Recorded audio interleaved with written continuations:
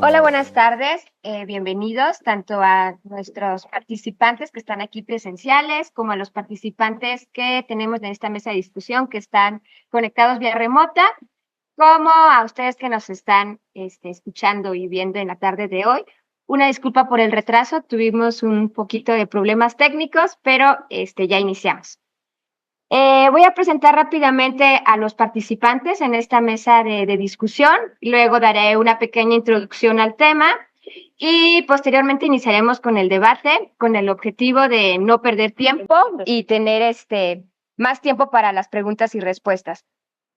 Durante el tiempo del debate, si los participantes que nos están viendo, el público que nos está viendo, tiene alguna duda o comentario, favor de dejarlo en la plataforma de Facebook, en las redes sociales, y nos la harán llegar para que lo comentemos aquí. Bueno, de forma presencial tenemos aquí a la maestra Sosime Olivera, de Mezcal Fanecazzini. Tenemos a la activista ambiental y social Sandro Canovas. Y de forma online tenemos al maestro Raimundo Martínez Jiménez, de Raíces Oltecas y Mezcal Rajabule, al licenciado Sergio Rangel, experto y defensor de la denominación de origen mezcal, al químico biólogo Abelino Cuetero Villegas, de Comercam, y al doctor Eduardo Sánchez, investigador de estancias postdoctorales por México, y a la dirigente de Frente Mayagüel y embajadora de Sabe Mezcal, Berenice Acuña. Entonces, bueno, voy a pasar a platicar rápidamente sobre lo que está sucediendo. California Agave Council es una organización dedicada a construir comunidad para colocar los cimientos de una exitosa industria agavera en California y promover los intereses colectivos de la industria. Esto es lo que nos dicen ellos en su sitio web. El objetivo es crear una comisión que es una comisión que una inversionistas y provea de financiamientos. Lo que comenta el California Agave Council, así como la UC Davis, la Universidad de California, Davis, es que con el cambio climático que ha traído sequías, incendios y clima extremo en California, han encontrado que el agave puede ser el nuevo cultivo que sobrevive a estas condiciones y que posea potencial comercial. En 2022, la Universidad de California de Davis recibió una donación de $100,000 para iniciar con el estudio de sustentabilidad del agave, que busca determinar las especies de agave que pueden crecer comercialmente en California y así ser competitivos con México. Uno de los donantes asegura que podrán crecer plantas más grandes y con mayor contenido de azúcar que en México. Y aunque hablan de la diversificación del uso del agave como fibras o endulzantes, su objetivo principal es la creación de destilados de agave con un sabor único de California. Un acercamiento similar al que desarrollaron para los hoy reconocidos y costosos vinos de California. Recientemente, el Departamento de Comida y Agricultura les otorgaron otro $1,000,000 para proveer a los agricultores de asistencia técnica, investigación y entrenamiento. También esta organización está trabajando activamente con los legisladores en el proyecto de ley California Agave Spirits para garantizar marcos legales y reglamentos que beneficien a los agricultores y destiladores de agave. La propuesta surgió en 2022 para establecer los más altos estándares de calidad para los destilados de agave en California. El proyecto de ley exige que cualquier destilado de agave hecho en California, etiquetado como California Agave Spirits, en cualquier combinación, debe estar hecho enteramente de agave cultivado en el estado de California y no puede contener ningún aditivo o colorante. En relación a los agaves, ya se está plantando Tequilana Weber, pero también se han cultivado más de 30 especies de agave. Iniciaron con algunas hectáreas y planean expandirse poco a poco.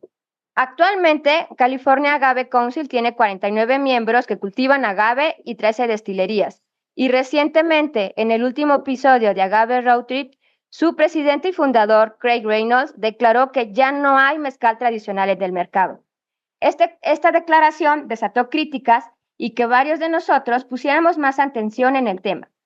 Ya claramente se detectan llamadas de alerta, como el tema de la biopiratería y sus implicaciones climáticas y medioambientales, el impacto en la producción y exportación de mezcal ante la futura producción y popularidad de los destilados de agave de California, la sobrevivencia del mezcal tradicional ante el incremento de la demanda y sus imitaciones, los destilados de agave de México no reglamentadas como parte del problema y las consecuencias de la apropiación cultural.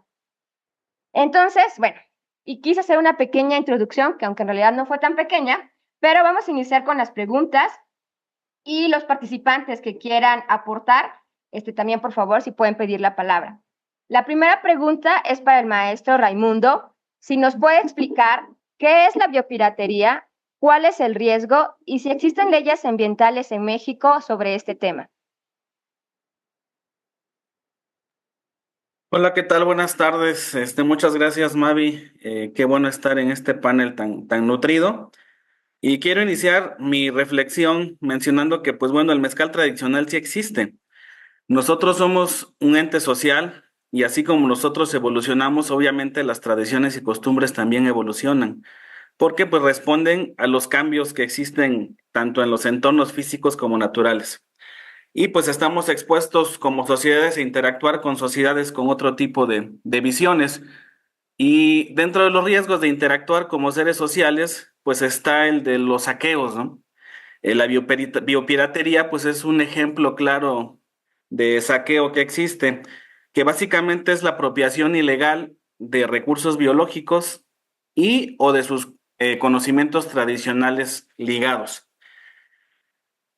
Hay distintos tipos de biopiratería y hay muchos ejemplos que podría citar, ¿no? Hay biopiratería a través de patentes. El caso de los fármacos es un claro ejemplo. Hay biopiratería sin patentes, por ejemplo, el uso de marcas con nombres de plantas o de conocimientos tradicionales. O la biopiratería, que es una apropiación indebida. Este tipo de biopiratería es el caso que estamos viviendo actualmente con la apropiación indebida Ray. a través, gracias Mavi.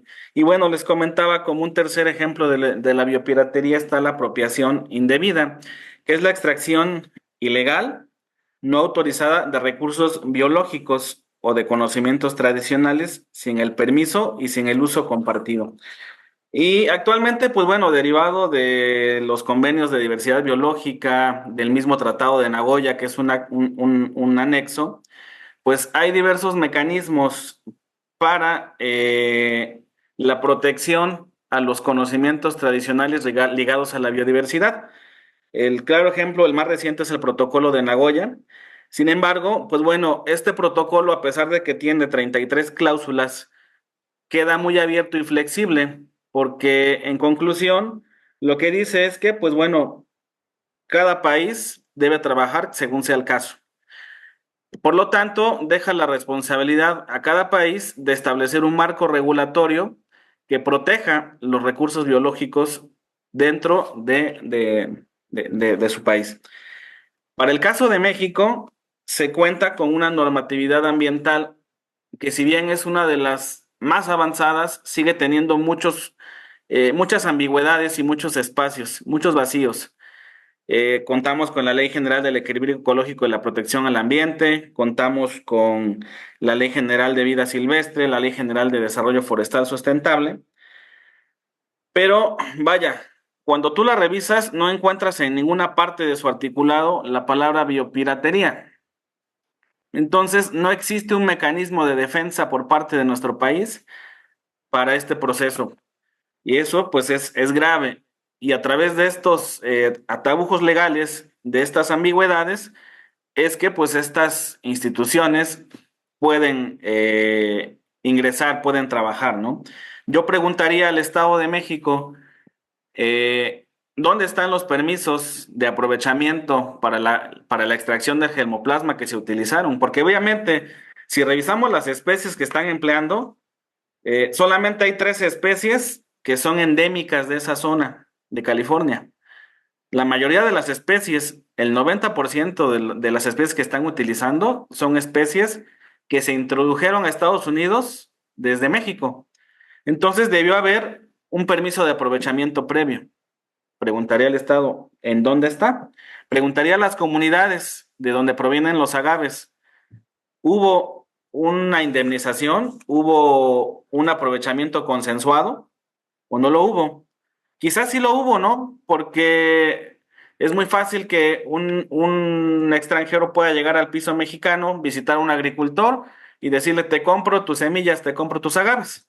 Pero eso realmente no indemniza todo el conocimiento tradicional que hay ligado.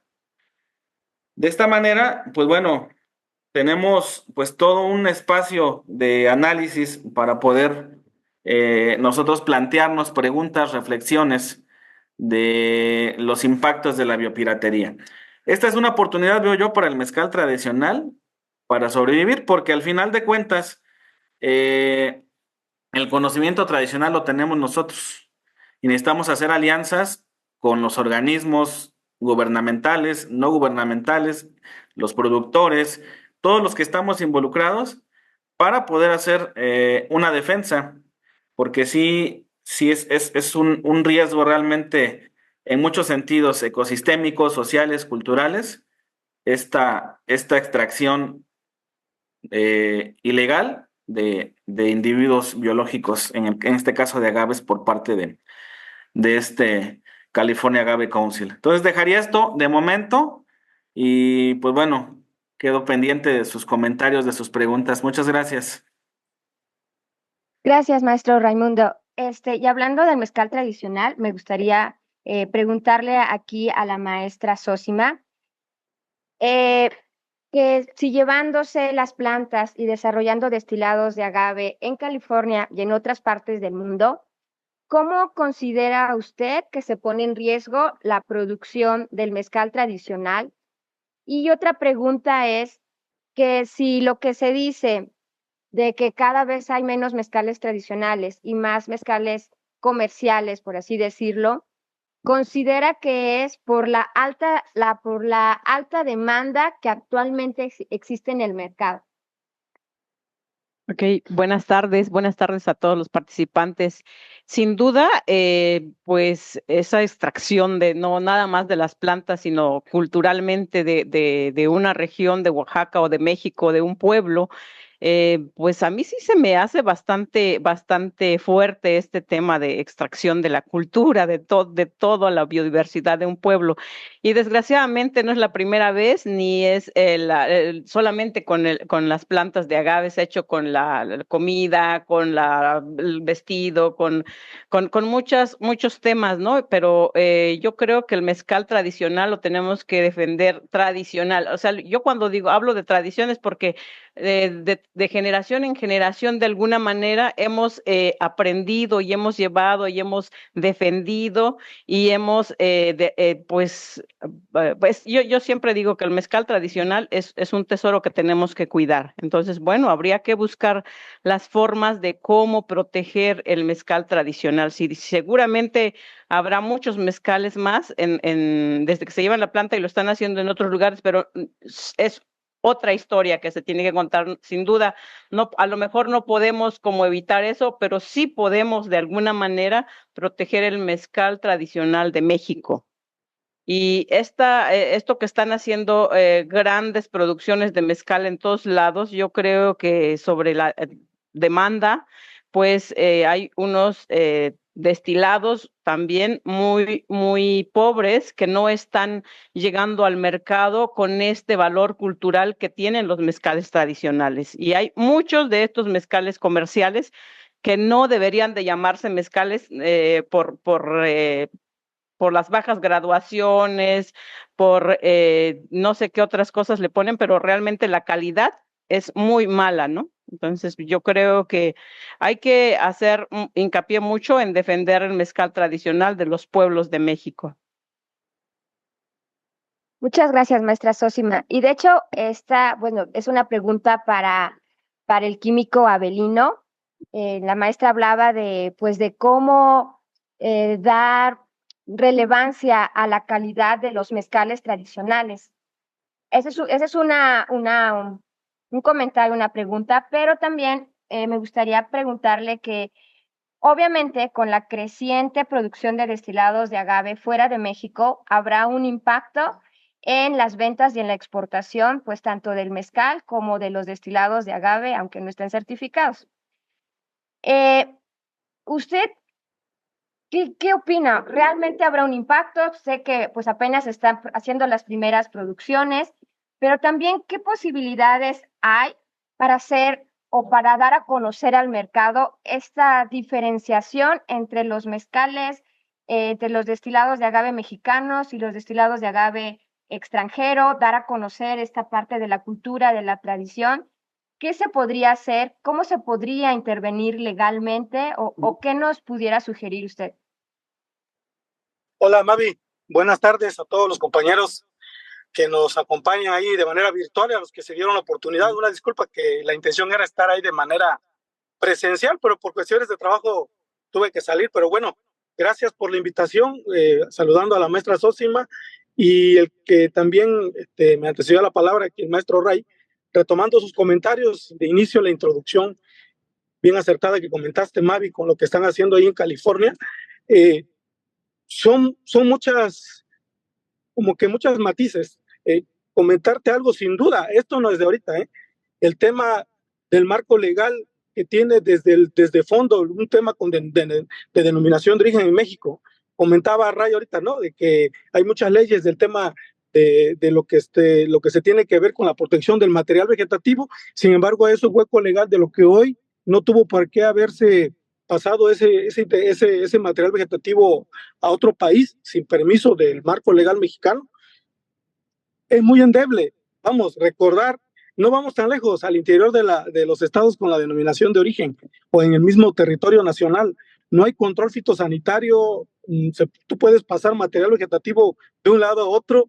Las leyes, si no hay estructura, si no hay coordinación entre las partes involucradas y el seguimiento del gobierno en todos los órganos, federal, estatal, municipal, pues es letra muerta y no se tiene el impacto que se requiere. Pues entonces, sumado a tu comentario, el problema que ha mermado sin duda el tema de la categoría, sumado al que comenta la maestra Sósima, también es el tema de los destilados de agave, porque miren, reflexionar en ese tema de lo que hoy, por una cuestión normativa, no se le llama mezcal y ocupan el hueco legal de utilizar destilados de agave y que la norma que les aplicaría es la 142, tampoco muchos destilados cumplen con la 142. Entonces, la falta de vigilancia, la falta de cumplimiento, la falta de tener estructura para poder verificar y constatar el cumplimiento de los que se mencionan, no todos, repito, no todos, pero hay muchos destilados de agave que ni siquiera cumplen con lo que le corresponde como marco regulatorio, en este caso con el tema de la 142. Entonces, ¿cuál es, yo digo, el camino de este problema que se ha ido aumentando cada día, desde el tema del crecimiento de la misma categoría, desde el tema de los que hoy se llaman destilados de agave por un tema de cuestión que no están de acuerdo y es válido con el tema de no llamarlo mezcal?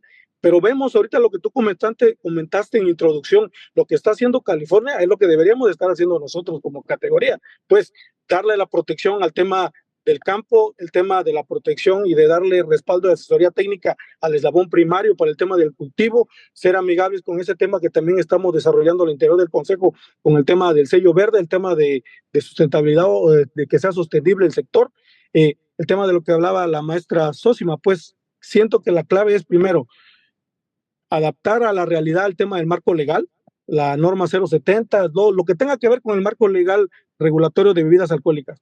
Pero más allá del tema de lo que plasmes en un documento normativo, es el tema organizativo y el acompañamiento de todas las autoridades de gobierno e involucrar directamente al sector. Pues entonces ahorita mi percepción es, sin duda ya están mermando de años y cada vez se va incrementando más el tema de destilados de agave que salen del país a exportación, que todavía es más el mezcal, y aún así todavía con ese hueco que tenemos, que a veces no todo el producto se certifica, pero aún así es un hueco legal que se aprovechan algunos que exportan destilado de agave sin cumplir con el tema normativo del país de origen.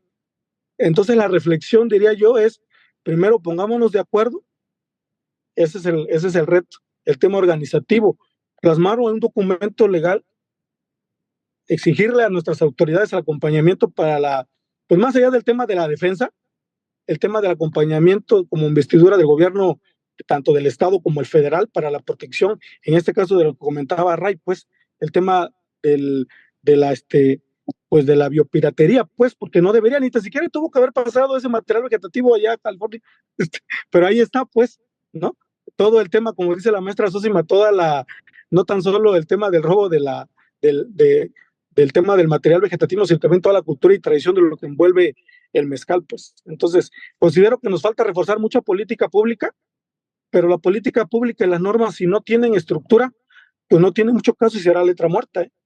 Entonces, considero que estamos en buen momento, como que de más el tema de exigir, sin duda, pero el tema de organizarnos primero y ver qué directrices tenemos que seguir, porque si no, esto se va a seguir repitiendo y como bien comenta atinadamente la maestra, no es de ahorita, ¿eh? Y no es tan solo en el mezcal, pues, ¿no? Entonces, llegan, como bien dice Ray, llegan gente de extranjera y es muy fácil, somos muy, como que a veces es una línea muy delgada en el tema que son muy, pues muy hospitalarios, muy receptivos y pues abrimos como buen oaxaqueño, buen mexicano, las puertas al extranjero y pues vamos, no sabemos qué intención traen de intercambio de material vegetativo, el maguey que están sembrando en California, lo que se menciona que están sembrando en África, lo que se menciona que están sembrando en otra parte de la Unión Europea, vamos, sin tan siquiera saber el gobierno cómo salió, pues, ¿no? Entonces, eso nomás dejo para la reflexión.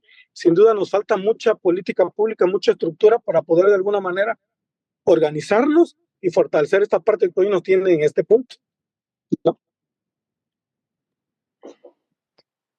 Bueno, hablando de lo que comentaba el químico Avelino sobre la denominación de origen, sobre los destilados de agave que están en su derecho o no de certificarse, pero licenciado Rangel, ¿usted cómo cree que el uso de la denominación de origen mezcal puede ayudar a diferenciarse de los demás destilados de agave extranjeros?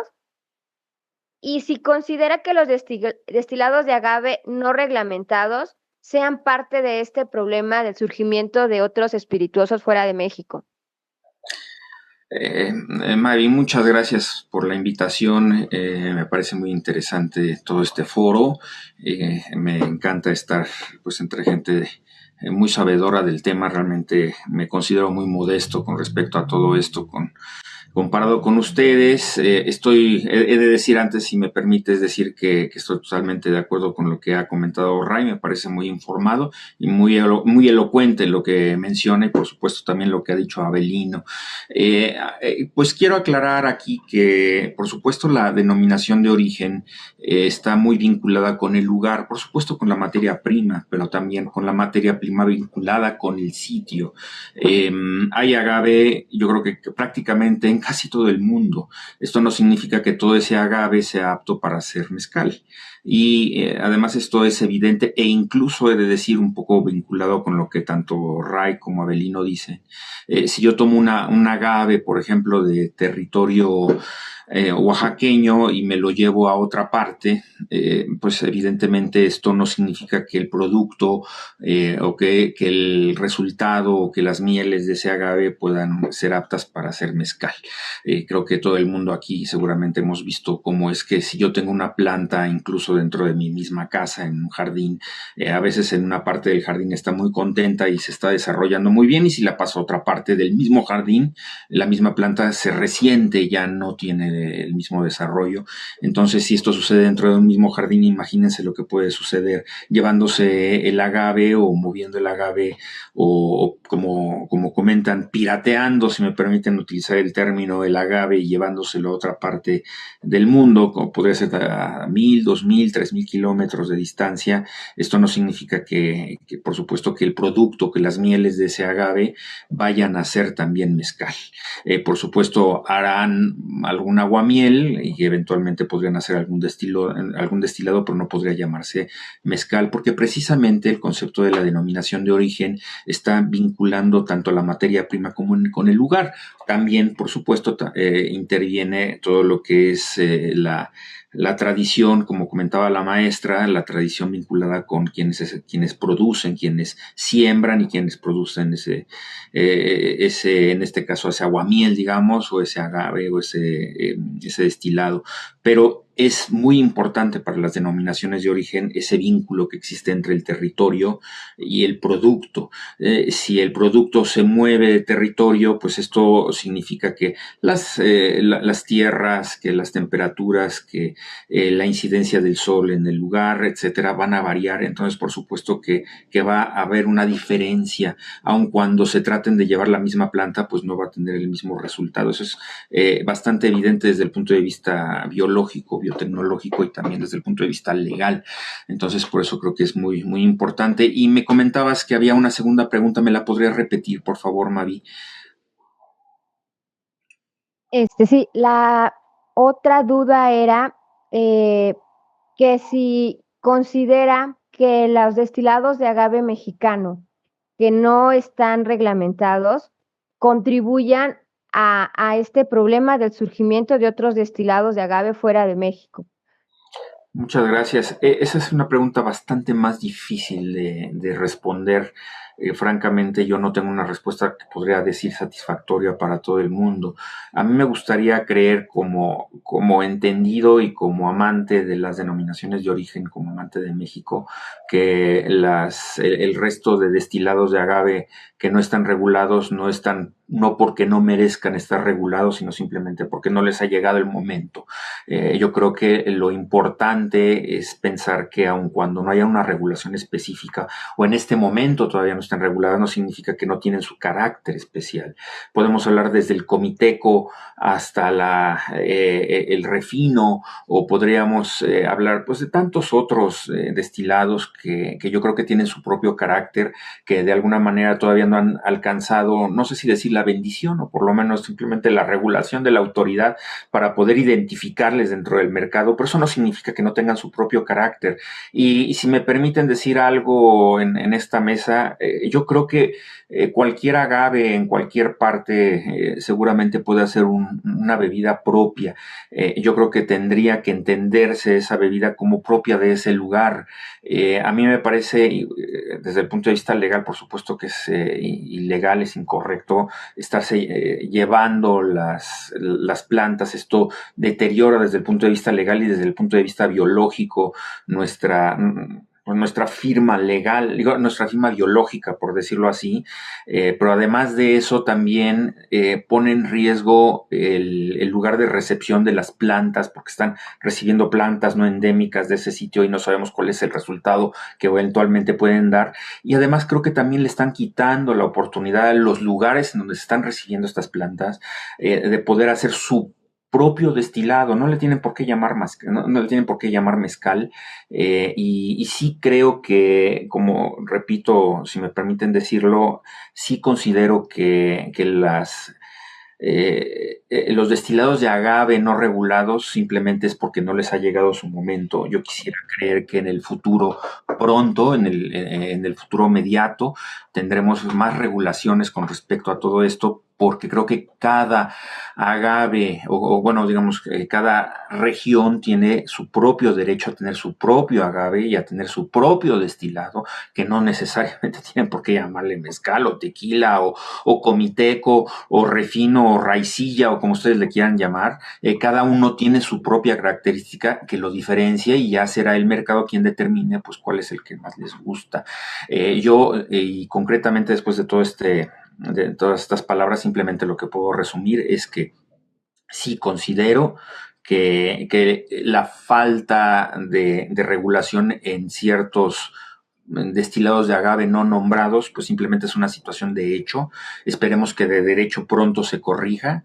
No tiene por qué afectar al resto de mercados o al resto de agaves, y sin embargo sí creo que no debe de haber esta biopiratería que estaba comentando Ray, y tampoco tiene por qué haber esta afectación o este robo, por decirlo así, de tratar de apropiarse de algo que es propio de un lugar. No sé si con esto estoy siendo suficientemente claro y no sé si estoy respondiendo tus preguntas. Gracias.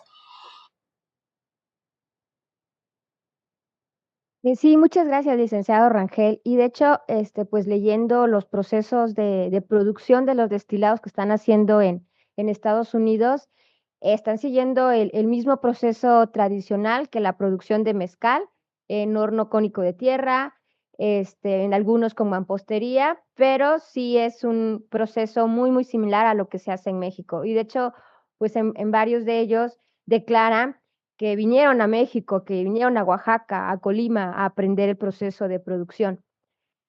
Y bueno, para ti, Bere, tú que eres parte del Frente Mayagüel y que has trabajado activamente desde cuando se quería hacer el uso de la palabra comil, eh, yo sé que ustedes han estudiado e investigado áreas de oportunidad en la DEO. ¿Tú crees que hay algún área de oportunidad que pueda apoyar a esto, a la defensa de los agaves endémicos, a la diferenciación del mezcal y de los destilados de agave con otros destilados extranjeros? Y de repente creo que tenemos la idea que si es destilado de agave puede tener mejor calidad que el mezcal, porque llegamos a pensar que es más auténtico y que no importa si cumple los exámenes físico-químicos. Creemos en el gusto y la tradición del mezcal, del productor. Pero yo creo que así como hay mezcales de buena calidad, también hay mezcales de mala calidad, también hay destilados de agave de buena calidad y otros de mala calidad. Este, ¿Tú qué opinas? Te hice varias preguntas al mismo tiempo, pero bueno, ¿tú qué opinas de cómo pudieran estas áreas de oportunidad apoyar o defender a los agaves de México, al mezcal de México? Y que si consideras que los destilados de agave pueden ser de mejor calidad que lo que se encuentra actualmente en el mercado que se llama mezcal, hablando del comercial y de todo lo que hay. Pues un gusto y un honor compartir un panel con todas estas personalidades, y confío que lo que nosotros tengamos que aportar pues sea de utilidad para toda la familia mezcal y otros destilados mexicanos.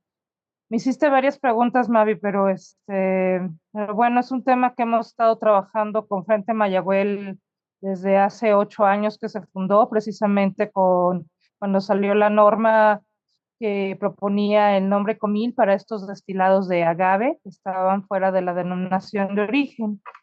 Creo que desde la formación de la denominación de origen en sí mismo se me hace una idea muy bonita en cuestión de las palabras, ¿no? Lo que compone y lo que conforma. Sin embargo, hablando, como decía Abelino en este momento, pues los marcos legales, los silencios legales, los vacíos legales y la letra muerta y la falta de adaptación de los marcos legales que protegen una denominación de origen para con la realidad campesina mexicana o de estos mezcales tradicionales mexicanos, pues queda pues muy desprotegida en muchas áreas. Entonces las plataformas o lo que se propone ahorita conforme a la ley, pues protege, permite que lleguen mezcales, ponen los mismos lados los mezcales industriales, teniendo el derecho de etiquetar sus botellas como mezcal tal cual, sin tener que poner ahí que es industrial, y deja fuera otro montón de personajes que, como decía ahorita Sergio, pues yo creo que no les ha llegado el momento, ni el apoyo, ni el presupuesto, ni el acompañamiento. O sea, en la entrada de la plática, hablaste de $1 o 2 millones de primera instancia para un consejo que iba naciendo, ¿no? Para el apoyo directo al campesino y a la siembra. A mí me gustaría saber cuál es el presupuesto que se destina a nivel estatal y gubernamental para la implementación de la siembra de agave o de reforzar, ¿no? A nuestros campesinos. Y si tenemos un conteo, porque en estuvimos trabajando también con el Frente Mayagüel y con Abel Alcántara, con Maestros del Mezcal y con Eduardo Sánchez Jiménez y otros personajes aquí presentes y espero que estén escuchando, en el Senado de la República para una propuesta de ley donde se protegiera precisamente estas bebidas al agave, ¿no? Al agave, el entendimiento de cómo se podía realmente hacer una red de sostenibilidad en esta siembra, pero pues necesitaríamos primero tener un mapeo correcto, porque los números, los números que tiene cada institución son diferentes. Quizá el consejo tiene regulado, tiene una cantidad de los agaves regulados, pero no sabemos todo lo que se mueve por fuera, ¿no? Como decíamos, por todo el territorio nacional, no hay un control. Entonces, pues yo creo que pues es muy amplio el tema, pero que lo fundamental sería organizarnos, como dice Abelino, ¿no? Crear una red de nuevo de organización, tomar conciencia de esta situación, que más allá de lo que puedan hacer en el extranjero, porque lo que ellos pueden sembrar agave y cocinarlo, de igual manera pueden llevarse los chiles y hacer mole, pero no pueden heredar esta relación intrínseca del agave con el pueblo mexicano desde su esencia, desde su nacimiento, ¿sabes? Esa historia y esa bioculturalidad, esa trascendencia, esa fuerza espiritual que se refleja en nuestras bebidas espirituosas, ¿no? Esa fuerza campesina y el saber de nuestra tierra, de nuestro jardín hermoso, pues ese no lo pueden copiar ni lo pueden robar. Entonces, creo que si nosotros nos organizamos bien, nos revaloramos y vamos en orden y con una estrategia y un plan, podemos fortalecer estos huecos y generar otra realidad. Muchas gracias, Bere. Y bueno, ahorita aquí nos acompaña Sandro, de aquí de forma presencial. Y yo platiqué con él hace unos días en un evento de mezcaleros y me comentaba de la información que él ha recabado en sus viajes a Estados Unidos. Me gustaría preguntarle si quisiera agregar algo más. Y también él es un defensor activo del sotol mexicano. Si encuentra alguna similitud con la lucha que ahorita tienes en defensa del sotol mexicano. Sí, muchas gracias, Mavi, y gracias a todos los asistentes. El- Efectivamente, el fin de semana le comenté varias cosas a Mavi en base a lo que yo he estado observando últimamente, porque yo vivo en Estados Unidos, y la lucha y los resultados que hemos tenido con la defensa del patrimonio biocultural histórico del Sotol y también parte de la defensa que hemos tratado de hacer de la defensa de la denominación del Sotol. Em, yo creo que tenemos que también empezar a dimensionar el problema de los destilados de agave elaborados fuera del país, fuera de México, porque en Estados Unidos no es solo California, ¿no? Se está cocinando desde hace años la misma situación también en Arizona. Hace un par de años, cuando asistimos al Agave Heritage Week, hubo algunas actividades donde tuve la oportunidad de platicar con granjeros que tienen totalmente circunstancias socioeconómicas a los campesinos de México que estaban ya estudiando, porque a eso fueron básicamente, para poder empezar a desarrollar granjas de agave en el estado de Arizona. El mes pasado estuve dando unas clases de Adobe en Fresno State University, que es de Adobe, que es a lo que me dedico, y tuve la oportunidad de ir a dos lugares cerca de Fresno, donde hay operaciones que se está sembrando el maguey desde hace ya varios tiempo. Uno es el pueblo de Hurón. Hay una granja que se llama Wolf Farming, Wolf Farms. Ese dueño de la granja, que les puedo compartir mapas y zonas de la granja donde tienen plantados los agaves, él ya hizo una donación también de mucho dinero al, al Community College de Madera, California. Es una comunidad que también está en el mismo condado. Y lo que les quiero decir con esto es que no es también UC Davis, ¿no? Estoy compartiendo esto para que dimensionemos la problemática y pensemos esta situación, porque también tenemos que empezar a platicar entre nosotros cómo vamos a atacar el problema.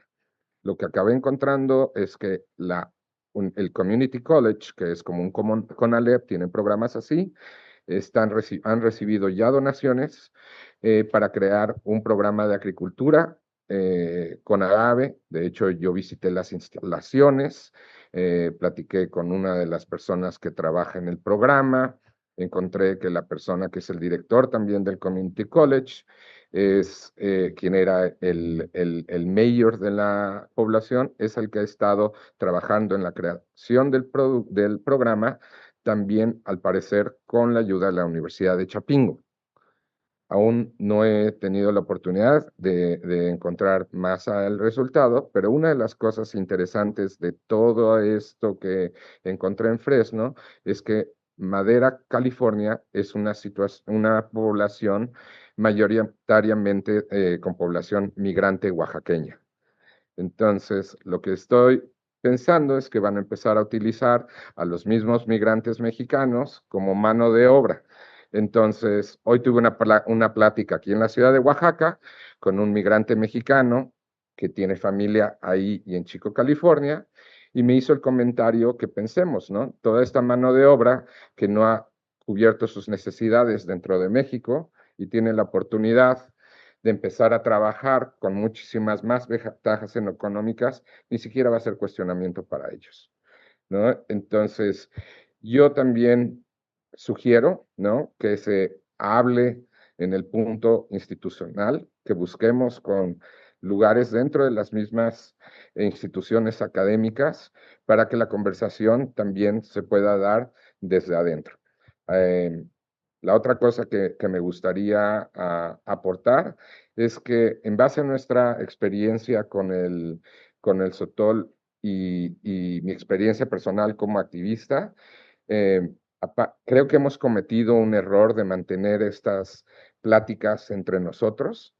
Es muy importante que empecemos a dar nuestra opinión en los espacios que tienen básicamente estas comunidades donde se está todo el consumo en Estados Unidos, que son espacios generalmente anglos, donde ellos han controlado la narrativa. Entonces, yo los invito a que opinemos en esos espacios donde ellos dan sus opiniones y donde al parecer todo mundo les cree la narrativa que ellos están tratando de imponer. Entonces, eso y la cuestión de la legislación también, porque mucho de lo que sucede con el agave y con el sotol es porque la legislación permite eso. Muchas gracias, Sandro. Y esta es una pregunta para el doctor Eduardo. Con todo esto que ya se ha platicado, desde su punto de vista de investigador social y de historia, este hecho de la producción de destilados de agave en California y en otras partes de Estados Unidos y del mundo, usando los métodos tradicionales de producción de México, de Oaxaca, ¿se puede considerar una apropiación cultural? Y si es así, ¿qué repercusiones sociales y culturales tendría? Gracias. Buenas tardes a todos, a todas y a todes. Mavi, un gusto saludarte, a todos nuestros compañeros que están ahí en físico y a los que estamos de manera virtual. Para mí es un gusto y un honor compartir esta mesa de análisis con ustedes. Empezaré diciendo que sí hay un tema de apropiación cultural, pero no es un tema reciente. El tema de apropiación cultural viene desde el momento en el que se establece la denominación de origen, porque de acuerdo a investigaciones que hemos realizado, la palabra mezcal no es una palabra mesoamericana, es una palabra que viene de la Gran Chichimeca, es decir, de Querétaro hacia arriba, hacia lo que es el sur de Estados Unidos. También Colorado, Nuevo México, Arizona, esta parte de la región de las Rocallosas y lo que es la ribera del río Colorado. Entonces, no es una palabra mesoamericana y lo hemos demostrado con documentos. Entonces, hubo una serie de situaciones gramaticales que fueron evolucionando al paso que fue evolucionando el Estado mexicano. Y recordemos que cuando México se hace México en el 23, toda esta región, pues es México, California, Estados Unidos, hay pueblos, y Sandro no me va a dejar mentir, hay pueblos que tienen nombres de origen hispano, español, donde hablan español, apellidos, entonces no hay una apropiación cultural, ¿no? Viene el problema cuando el sistema capitalista y los brazos del pulpo, como es una denominación de origen, con fines de desarrollo, como una herramienta para motivar el desarrollo económico, mal planteado por una denominación de origen, y entonces ahí viene la apropiación cultural. En 1994, cierta camarilla se organiza para decir qué estados son los que tenían el legítimo derecho, ¿no? Los ungidos. Pero nunca se pusieron a estudiar historia, nunca le platicaron a un investigador, a un historiador, nunca se dieron la tarea de hacer un foro como a lo mejor nosotros lo hemos estado haciendo y participando. Por lo tanto, ahí está la apropiación cultural, porque ellos sí tienen derecho para usar la palabra mezcal. Ahora, no tienen derecho en lo actual porque pues ya hay una denominación de origen y el marco normativo prohíbe el uso, incluso en nuestro propio país, ¿no? Con territorios donde legítimamente sí reúnen todos los requisitos históricos, culturales, etcétera. Pero actualmente no pueden llamarle así a la bebida, le llaman así a la planta. Entonces, ha habido algunos foros, ha habido algunos espacios en donde se ha incluso explorado la posibilidad de llamarle destilado de mezcal. ¿Por qué? Porque la planta en esta área biocultural que es la Gran Chichimeca, la planta se le conoce con el nombre de mezcal y legítimamente ellos tienen el derecho, ¿no? Entonces, sí pueden o pudieran llamarle destilado de mezcal, sin embargo, ellos están optando por otra situación. Ahora, ahí viene el detalle. En algunas reuniones que hemos tenido con grupos culturales del norte de México y del sur de Estados Unidos, creo que ellos sí tendrían que buscar esa legitimidad que les da el derecho cultural para poder usar esta palabra y poderla poner a su planta, a las partes de la planta o incluso a una bebida destilada. Creo que ellos sí tendrían todo el legítimo derecho, pero creo que no pudieran hacerlo ya estas empresas que buscando estas lagunas normativas, culturales, históricas, que pudieran apropiarse. Ahí habría otro proceso de apropiación, ¿no?